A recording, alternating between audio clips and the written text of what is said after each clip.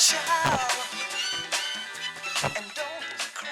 Hello everyone, and welcome to Take Notes, Notoriety's newest live talk show series. I am your host, the Trinity, and this is a space where we bring dynamic conversations to a stage, and I encourage you all to join us in this conversation today as well. Today is a very special day, and it's a day that actually has nothing to do with the events on Capitol Hill. Today, it's not just any day. Today is a day for a moment of reflection and celebration. A celebration of the life of Dr. Martin Luther King Jr. and his legacy of community building during the civil rights. Let's use this as a time to have a meaningful conversation. A conversation about our civic duty, the power of cross-party organizing, and the importance of building a stronger community. Stronger communities that push our work past ticking a box on the ballot in the book. MLK Jr., along with many others, worked in order to enact systemic change. His efforts started much smaller, on the grassroots level, and began humbly in Atlanta, Georgia. Dr. King's journey began in Atlanta, Georgia, mentored by his father, a powerful pastor who led his community to advocate against voter discrimination. At just the age of 15, King graduated from high school and attended Morehouse College, where he turned towards ministry and later enrolled in Boston University, where he earned his doctorate in theology.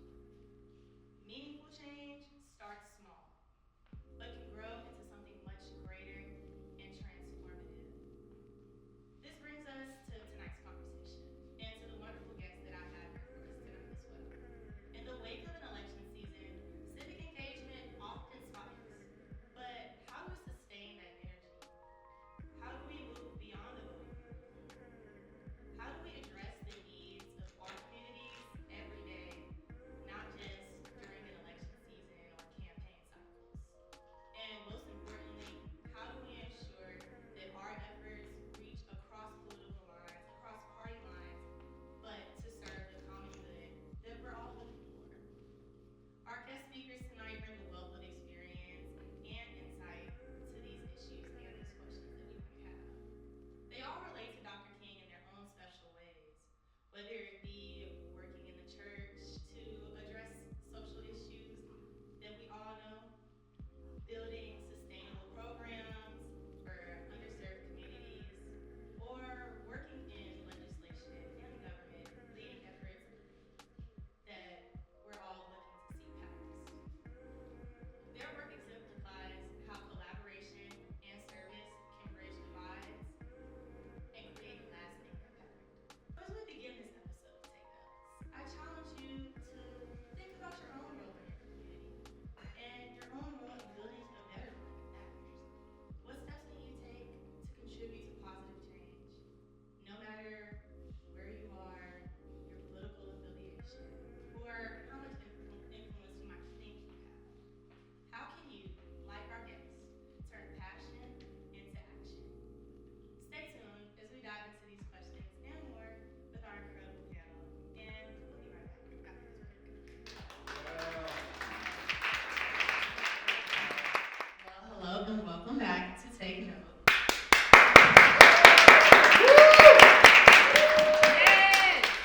Today I am joined by my esteemed panelists. I'm here with Jamal Holtz, Jawanna Hardy, and Pastor Will Grandberry. So let's just give another round of applause for our panelists.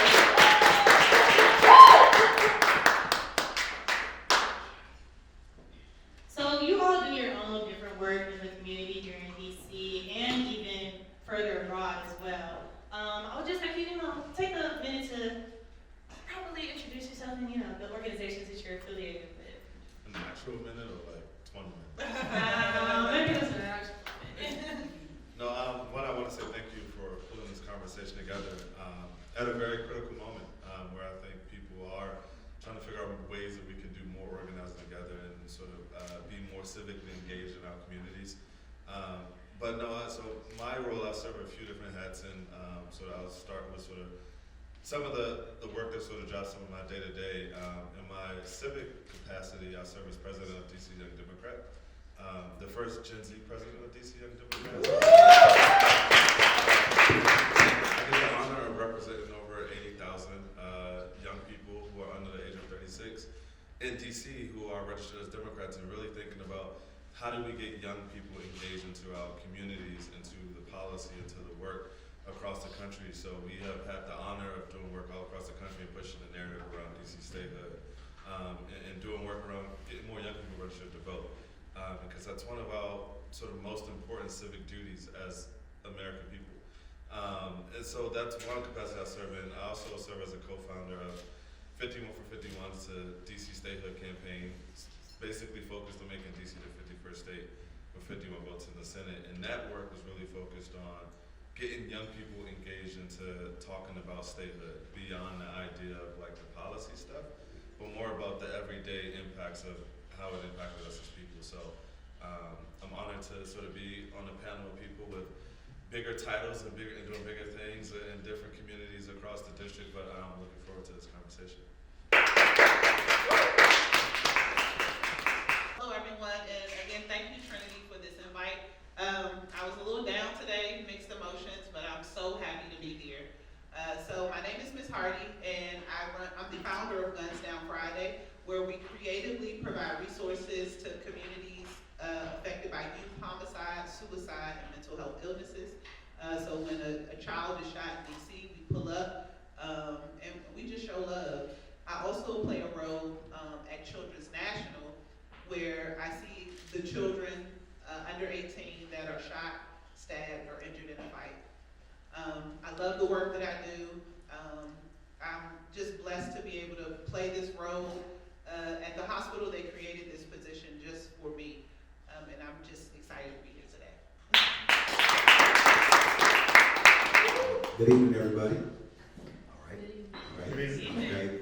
No, I appreciate you for this tremendous opportunity, being here and being so influential, gathering such creative minds together for critical conversation. So my name is Will Grandberry. People call me Pastor Will. I'm originally from Chicago. I started an organization called WG3 Ministries, which is pretty much a ministry that caters towards inspiring and impacting this generation to provide them to be catalysts of change within their local communities.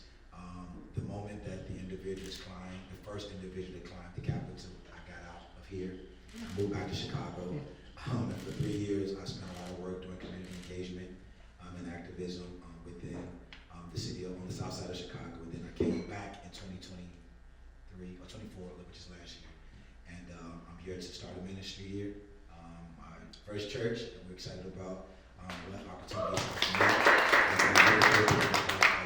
conversation. So thank you again. Definitely, and I definitely thank you all for being here and making the time. So you all didn't become these giants just out of nowhere. I'm very curious as to just what was your first inspiration or first like light bulb switch of not only just noticing what was going on in the community around you, but really taking that first step of action. I think one thing we missed to do in our introduction was to thank you, Trinity, on a very powerful day between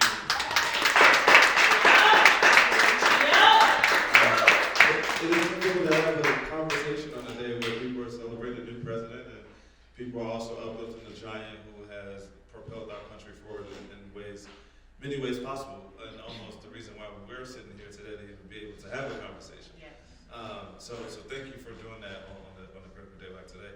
So I often like to say the way that I got involved was more so,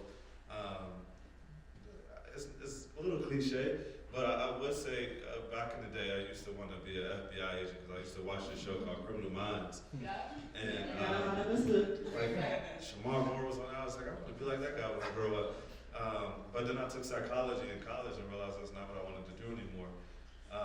But I got involved in this organization called the Marriage Leadership Institute, and really I got involved in it because I wanted a check. I wanted to make money. In high school, I was 16 years old. I just wanted to make money, and I heard that they made $100 every week just to show up and learn about civic engagement. And that turned into making money by also making a purpose. And I started to learn more about the issues that were prevalent in my community. but primarily the issues that were even prevalent in my own backyard, like in my own household, right? Like I didn't really understand why my mother worked 12 hours a day, or why we made certain decisions that we made, and so that provoked me to get more engaged into just at a community level into the work of organizing locally. So two things kind of drew me to this work. One, I served in the military, Air Force. I worked mortuary, and when I came home from war, I realized DC was worse than a war zone, and I knew I wanted to create change. And another reason I do this work that I do. My uncle. So when I also came home from the military, my mom sat me down and she said, "Your uncle was shot in the face." And I'm like, "What?"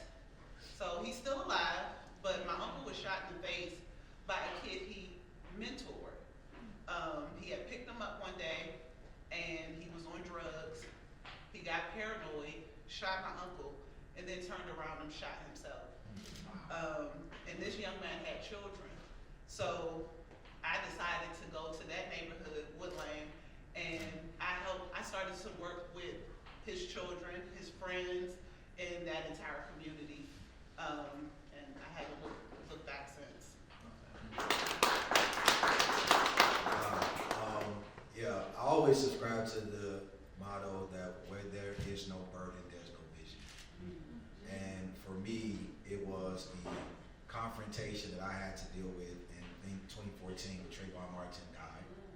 And I went to church that day, and the pastor never acknowledged that reality of not only his death, but the fact of the individual who killed him not being committed or not being guilty. And I had to navigate and search within myself, realizing that somehow God, which I believe, subscribes individuals with a perspective that everybody doesn't care about. And he puts that burden on you. And then you have to ask yourself, if not me, then who? And it was through that conversation I had to have with myself. Just wanted to be a regular kid, just wanted to be normal like everybody else. But for some reason or another, while other people was posting content, I had a conviction. And there are two different realities that I had to explore. Meaning that there were things that I had to do where other people just talked about. And that means that I had to actually galvanize people in a space where there was no hope, there was disconnection, they're tired of talking. And from there, I began with where I think all of us should begin, which is the youth, 9 to 13, and just began to deal with young men and exposing them to opportunities outside of their norms. So horseback riding, rock climbing, providing conversation just surrounding identity. And it's through that where I've allowed myself to see the beauty of the burden. Because the moment that I lose the burden, my vision becomes weakened. So for everybody who's navigating the crisis right now, we all called to it. And the greatest moments that we can ever say we lived is when we experiencing the greatest crisis. So that's what kind of contributed me. I felt like it called me versus me choosing it. Thank you all for sharing your stories, especially with them being as sensitive as they are, and you all willing to be so open about them, because they really highlight the fact that we all have so many shared experiences that lead us to believe and push for the policies that we believe in. So, Jamal, I want to start with you, and my question for you is about DC statehood and kind of how DC earning this statehood would also impact Black communities and just other communities, disenfranchised communities outside of the DC area as well. No, that's a good question. I had to uncross my legs for that one. But I think also one thing I want to point out is like, I know we want to value that, like, this is a conversation. Like the fact that all of us sort of share stories that are rooted in sort of a disadvantage or a pain is just like very telling around like how Black people can engage generally, right? Like like it's almost like, damn, we live in the struggle, right? And that looks differently in communities across the country. And that's almost like, to your point around statehood, like it's what I get very frustrated about is that there is not enough people in this country, particularly there's not enough Black people in this country who are outraged about the fact that DC isn't a state. I'll give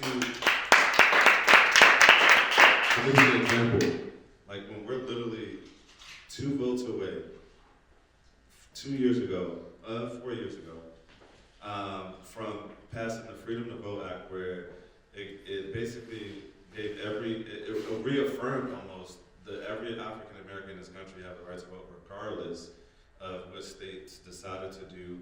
It got rid of everything from gerrymandering to like literally cutting polling hours and those things, where in communities like in Newborn, Alabama, where they literally did not allow a black mayor to enter office because he was black, right? So like 2 votes away from eliminating the smallest things like that, and those 2 votes could have been DC, right?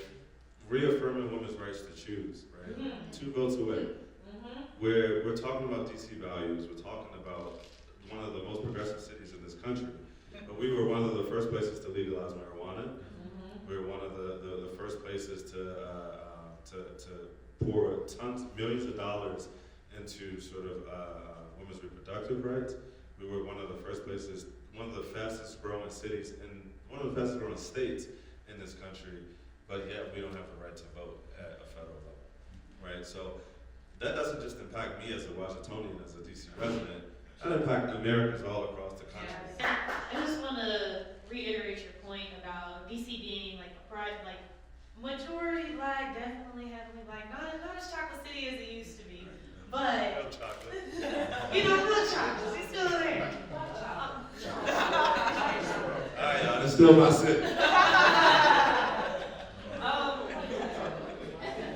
But Jawanna, I definitely want you to touch on kind of these communities and how, and Pastor Will, you can attest to this too, being from Chicago, like being in these heavily black cities and communities, how you've seen that they've been able to support each other in your work, and then also how this support is trickling down to the children that you work with as well. So, one, I want to say, the work I do is in Washington, D.C., but I also have a group of kids in Chicago, on O Block. And, like, everyone laughs at me because I literally caught a flight, me and my daughter, went to O Block, met some people, and, like, I'm locked in, like, with the heaviest hitters on O Block. It's crazy. They're like, how did you just go to O Block? I went to the store. It's a store with what's the guy name? King Von on it. And I went in there to the owners. I said, I just want to pay for everybody's groceries that come in. And whatever they want to buy, we're going to buy it. So we went behind the counter, and we had a line wrapped around at O Block. So it was lovely. But it's crazy because every neighborhood is the same. Like, when it comes to like poverty-stricken neighborhoods. And I always say, I sit at the White House and I sit at the trap houses. And it's, it's a huge disconnect. We were just talking about it, before, but it's a huge disconnect. And, it just takes people like us that really care to connect the dots.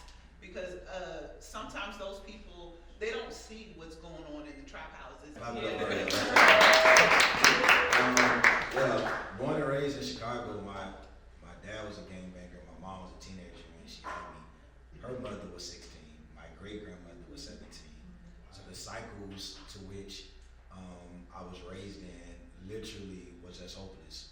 And I think sometimes because of the progress that we've made as a people, we can kind of get caught up in the catchphrases or the algorithm where we lose facts that some people are literally disadvantaged, where there is no air in the sky, that the moment that you are born, you're given a set of rules and standards that are completely different than the people outside of you. And you have to deal with the reality that most black communities are not a monolith, that you can live in the ghetto and literally 4 different houses can be raised 4 different ways. Yes. And so with that, the challenge is the disconnect, but I think it is also the desensitized reality of oppression. And I think that, unfortunately, when you go back through historical times, if you reference Dr. King, that was a common cause that drove them. King did not die popular. He did not not die supporting, he died hating. Because not just from systematic racism or white people, but black people hated him as well. Because he was a troublemaker.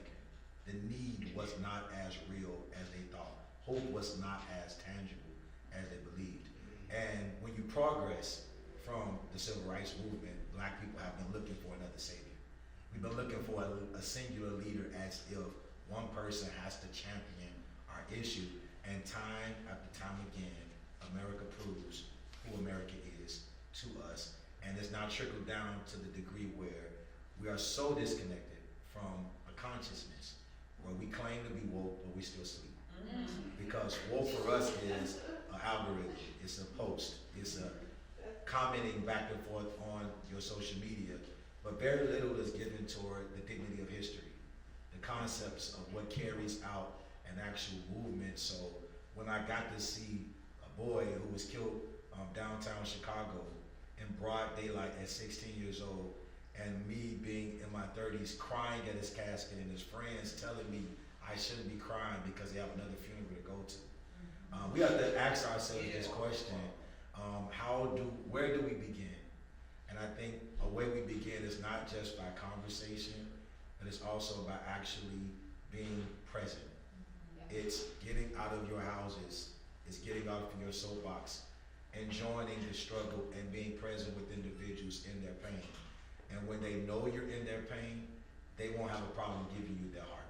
And I have learned and learning that I don't have the option to be hopeless, because people are looking at me to be their hope. A really great point leads to my next question about how so much of our activism and our engagement with our community is online now, and we've moved into this very digital era where we kind of think typing on our phones or sending out a tweet is the same as getting out on the streets and really shouting at our political leaders. And that's not the same. So I'm not from the DC area. I'm a college student, transplant here. And I know that can also be kind of a roadblock for people moving into new communities. So I wanted to know, what are some of y'all's advice on people that might not be from an area, familiar with an area, but actually connecting with the community farther past spending time at their local soup kitchen or having a donation drive? How are we really, especially as people in a city where people are coming from everywhere, how are we really connecting with each other and building care for the communities that we move into? I'm be real. If you like somebody, right? Right. You go find their Instagram, right? Sure am. And you go slide in their DMs. I'm not, I'm a lady. All right. Thank you so But the much. point I'm making is, So I know what you mean. the point I'm making is, when you meet somebody or you see somebody and you like them, you go do everything it takes to figure out how to get their number, how to get their Instagram. People ain't doing everything it takes to make sure that their lives can be better tomorrow, right? We willing, me too. I'm gonna go find her Instagram, I'm gonna slide the DMs, right? But if I'm willing to go that extra mile, I should also be willing to go the extra mile to make sure that my backyard is safe as well, right? So I think people, what people want is what people get, right? So if we aren't showing a desire to want more than we won't get. So, but I also won't preach to the choir, because I also know people, that there's a privilege in saying that I may know a little bit more than some others, to your point, who come into Washington D.C. or wherever they're going, and may not know all the inroads and everything, and that's a disadvantage. But what I would say is, in D.C. particularly, I think D.C. is probably one of the most well-oiled machines around Black organizing that I've seen, and from traveling across this country, where there are so many entities and ways that people can get involved in, just whether at a very, very super hyper local level or even at a national level. You can literally go and talk to your ANC commissioners and talk about the liquor store in your block, to then going to talk to on the Hill to a congressmember about codifying Roe v. Wade. There's no other place in America you can do that. I feel so I'm from Prince George's County. Where I live, I can take a rock and throw it to DC. Yeah. But they do not consider me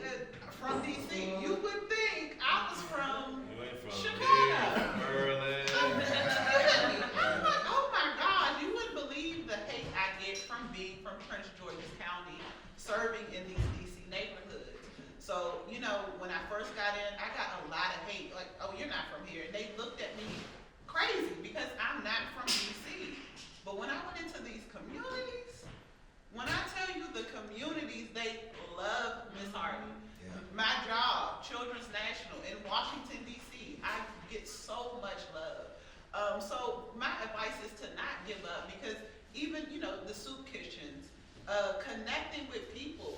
You know, I have a slogan where I get grants now, so I don't say it too much.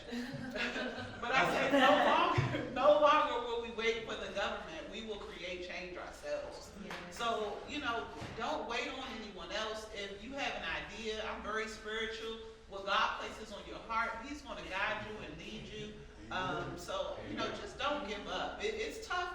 You know, it's tough serving in DC, but it's possible. It's definitely possible. I'll make it brief.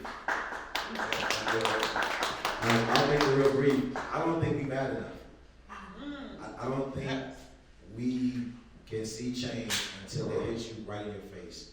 I'm a subscriber of the narrative that whatever you do not confront will grow. And we have been dodging these realities for a long time. And until we get it in our face, it hits our house. How do I know?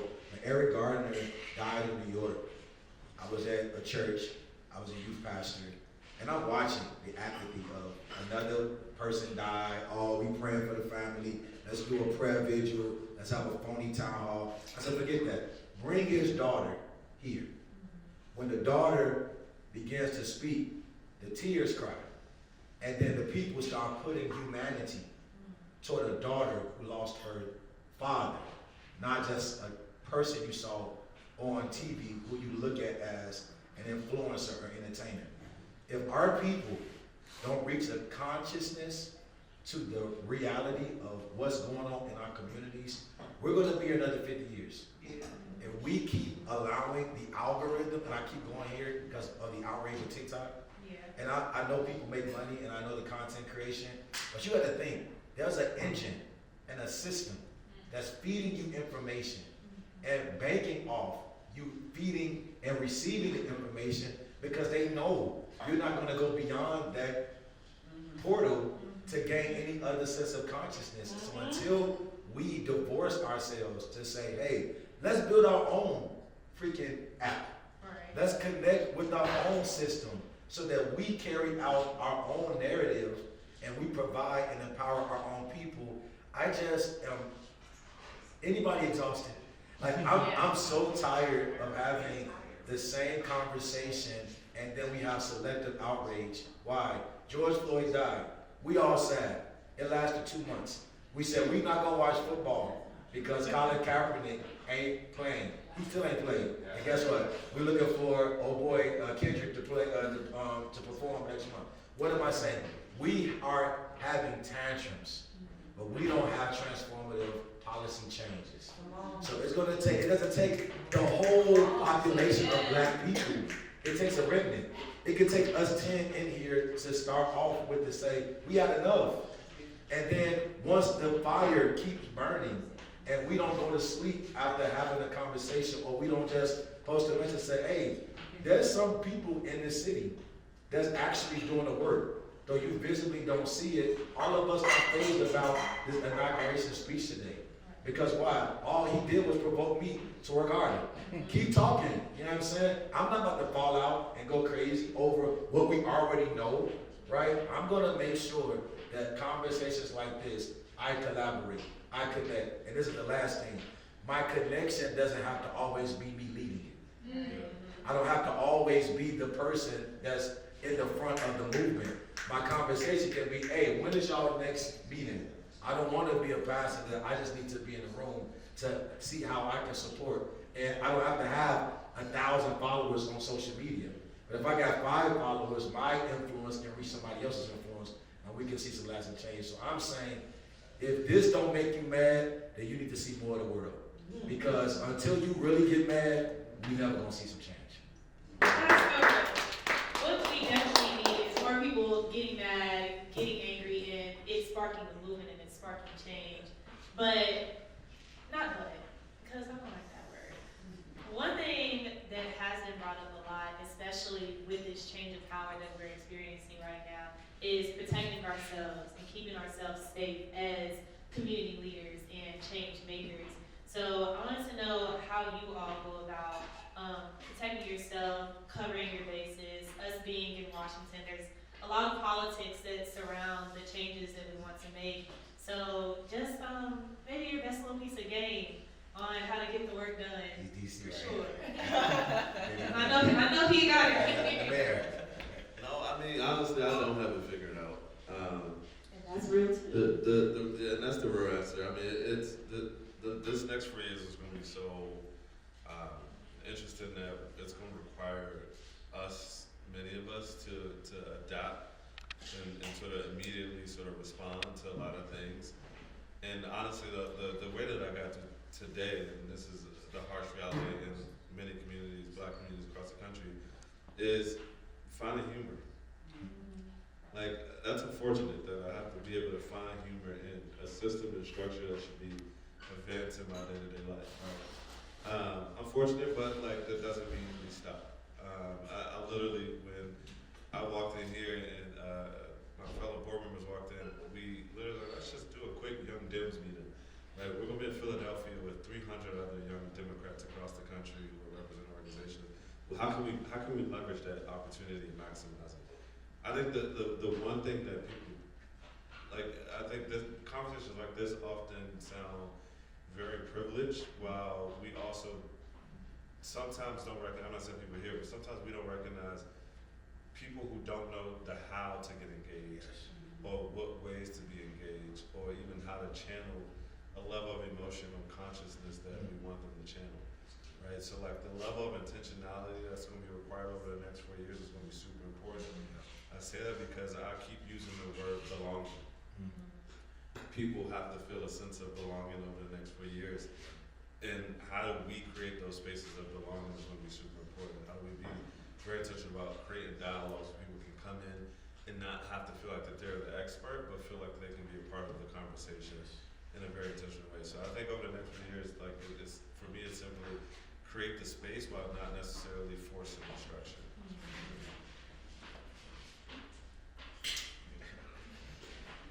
Oh, well, okay. As you guys are talking, I'm just laughing because I'm like, I'm tired of being like the angry Black woman. Like, you know, they're like, oh, you gotta fight. I'm so tired of fighting, y'all. I'm just, oh, it's draining. Like, fight. Need to listen. Oh my gosh. I'm just, so yesterday I received a phone call from a 15-year-old. He said, Miss Hardy, somebody just got shot in my building. I witnessed them get shot. So I, called the different offices, and they sent me a list of resources. I'm like,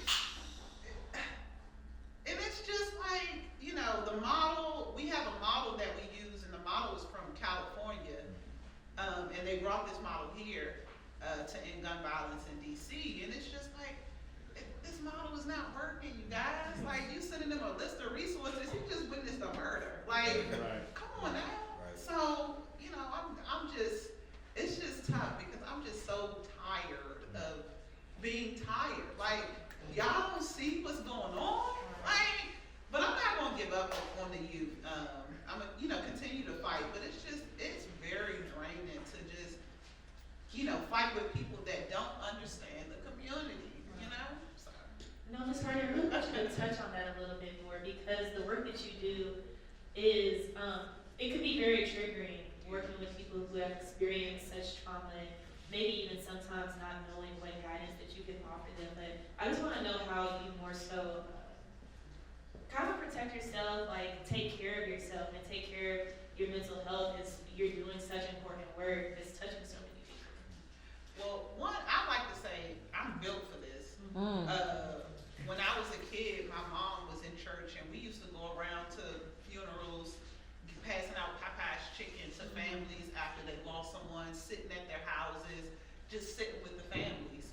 And then when I joined the military, I actually signed up to be a cook.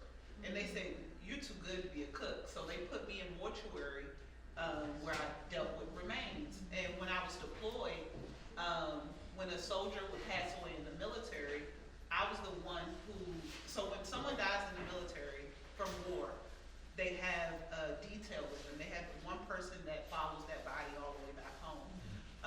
And, they stop at different bases. And I was the one that consulted that detail, made sure those remains got back to the U.S. So it's, I do a lot of vacations. I do a lot of self-care. But I really just feel like I'm built for it. Sometimes I have to catch myself because I find humor sometimes. I remember one time I was at like a visual and I'm just cracking up laughing, and I had to remember that, this is, this is a sensitive time, and I'm just so used to, like you said, just so used to going to funerals. Even the kid that witnessed someone getting shot, he's like, "Oh, Miss Hardy, that ain't nothing. I'm gonna just lay low, just stay in the house because we know somebody's gonna come back." But I'm built for it. I take days for myself. Everyone I work with, they know sometimes I'll just be like, today isn't the day. Don't call my phone. Even the hospital, I love working there because they're like, "Miss Hardy, anytime you need to just not come in, I'm free to do what I want because they know the work that I put in. I put in so much love and care to these families. And if we had a proper model, I just feel like it would be just so easy. But when someone gets shot, they march. Like, we tired of marching. Marched out. Like it could be like one time somebody gets shot. I'm like, what are y'all doing? It's like 5 of y'all marching, but that's how the money comes. That's the dollars. If you don't march, then it just doesn't make sense. But I take a lot of time for myself. But this is my life. Like the kids that I work with, I've watched these kids. Like, I don't have a bunch of kids in my program because I want to see these kids grow up. I'm not in it for the money. I treat these kids like my own. So I love what I do, and I just take I take a lot of trips. I have a lot of fun, believe it or not. And social media, like, people will think that I'm just outside all day, every day, in the bodies, but that social media is like smoke and mirrors. So I do the work, but if you look on social media, you think I'm out there all day, 24/7, waiting for a phone call, but that's not true. It's definitely good to hear you take care of yourself, you take those days for yourself, and also that you have the support system to do that as well, because that's super important. But Pastor Will, something that you mentioned earlier was this sort of kind of complacency that happens in the church, and I really want you to talk about that because of Dr. Martin Luther King's start with his church, and how during the civil rights movement that really was a space where things started actually spread, but for some reason we kind of saw the stop or like the dwindling of that, and a lot of the started in areas.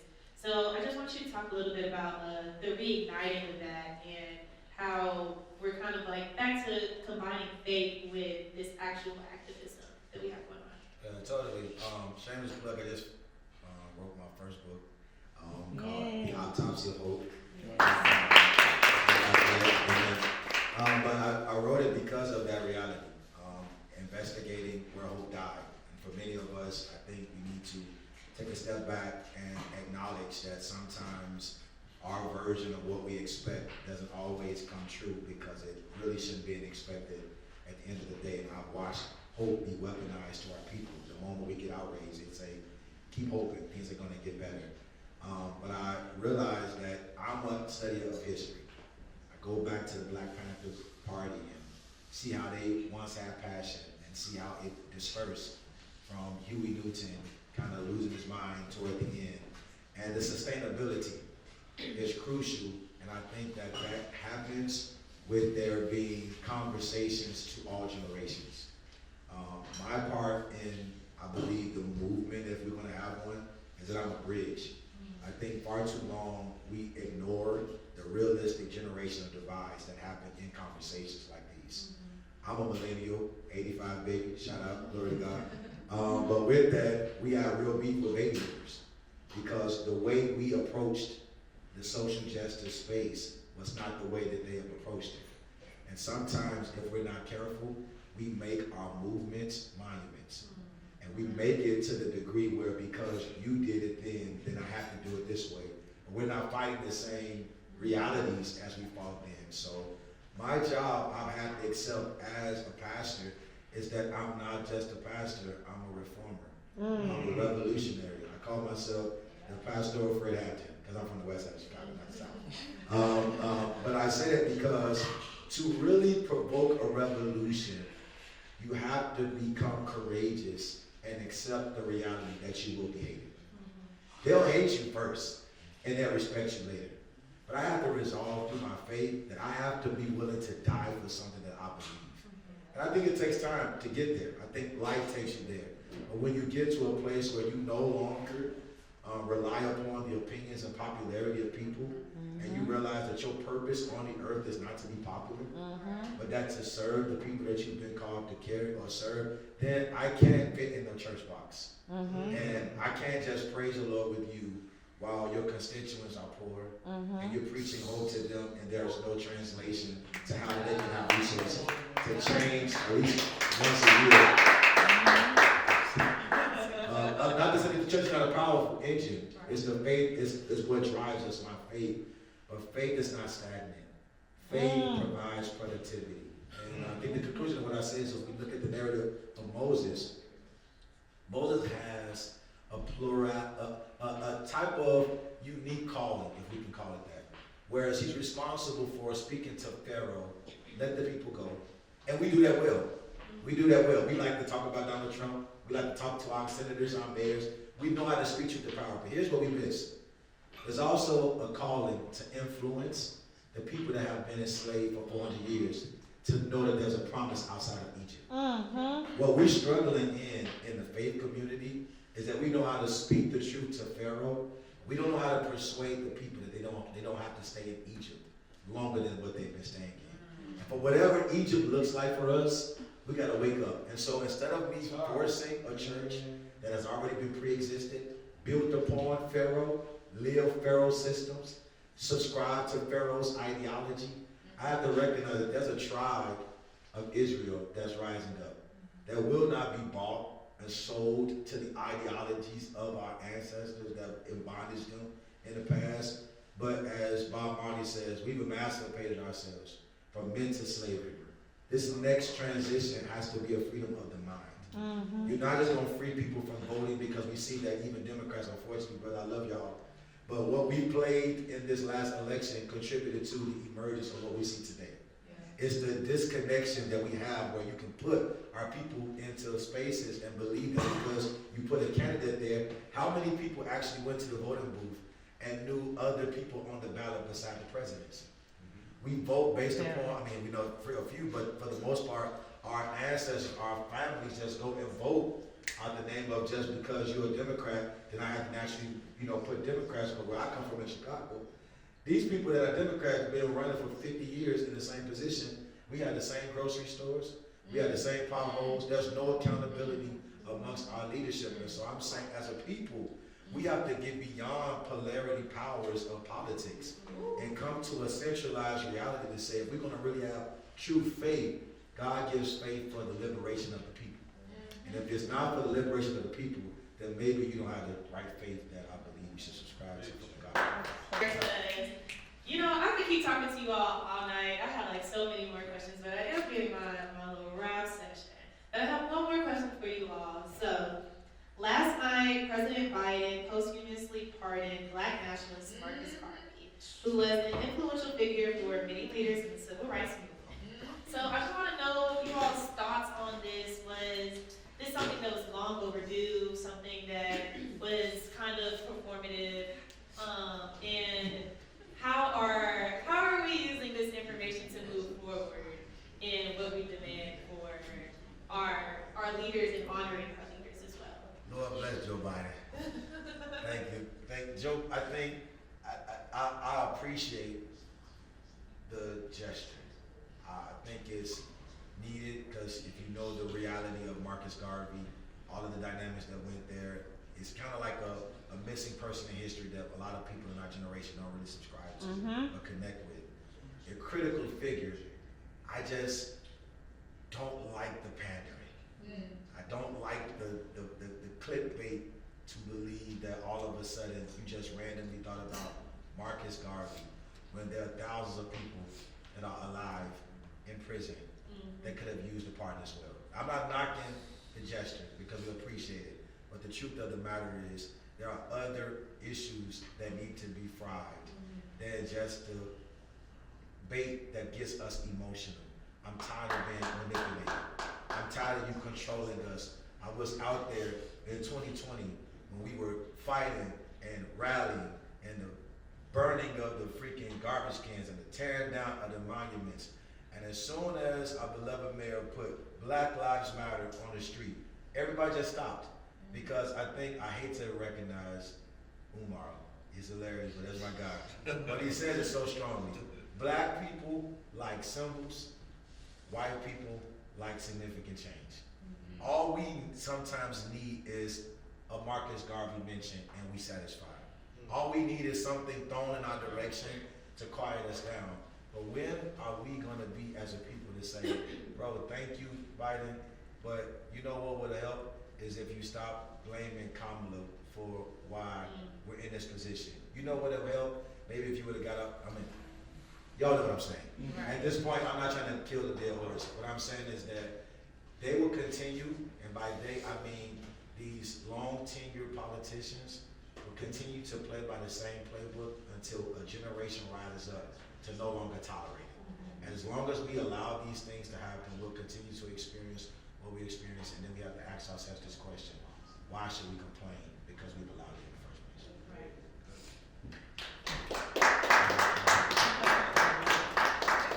I just want to say shout out to the Young Dems. I'm not really a political person, so I really depend on the Gen Z community to like hit me on what's going on. Like if they say something goes, that's what goes. Okay. But when I think about Marcus Garvey, and of course that's what got played on social media, but my girl called me, from the community, and she said, girl, my baby father coming home. I said, what? He got like 3 years. She said, no, Biden pardoned him. So, I don't know. Okay. One of the violence interrupters who works in the community, I seen a post, and he was pardoned. I think he pardoned like 2,500 people. Yeah, so I know he can't pardon the whole world, but I was just happy that people that I know, that I work alongside with, were pardoned. And I was heartbroken. Like, I'm not all for the gun violence prevention office in the White House, but I was very happy to, we're from DC. Let me stop before you get me. But a lot of the kids from DC were able to visit the White House. I don't put a lot of trust in politics, but children and grandparents, they like, Miss Hardy, we lived here all our lives and we've never stepped foot on this lawn.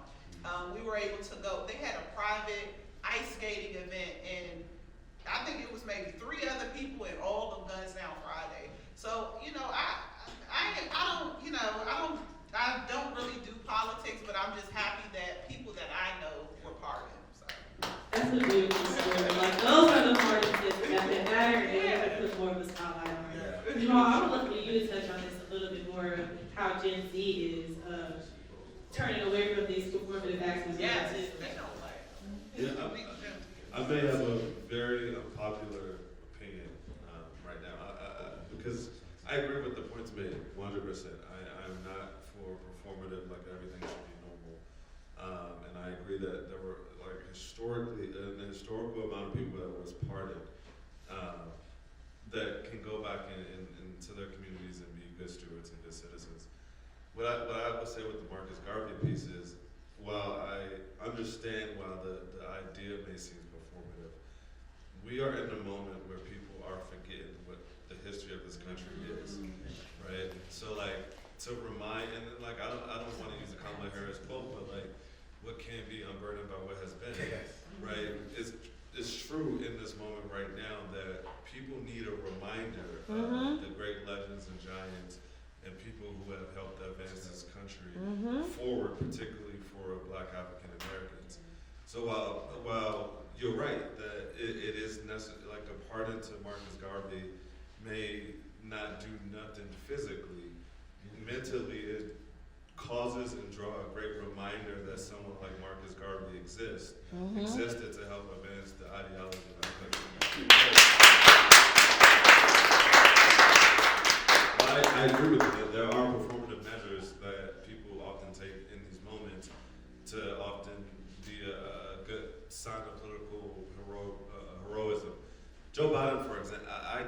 there is nothing else for him to gain from doing anything.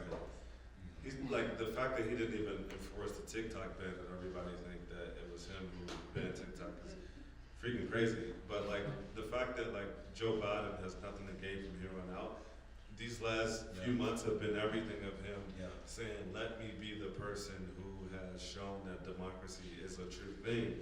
And to step aside to allow a black woman to run for president is one of the most heroic, patriotic things that somebody can ever do when they have another shot at a presidency, right? So, I mean, so like the idea of pardoning Marcus Garvey to me was truly Joe Biden just trying to serve as a great reminder that our country is what it can be, is something very prosperous.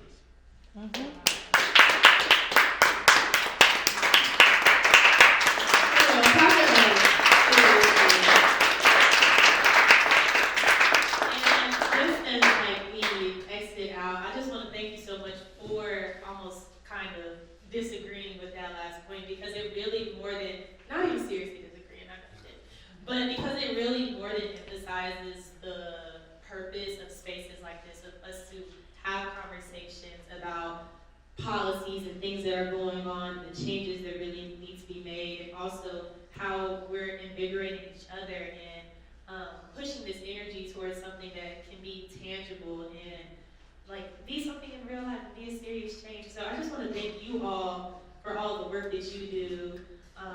Seriously, I can't wait to work with you all more in the future. I plan to attend a meeting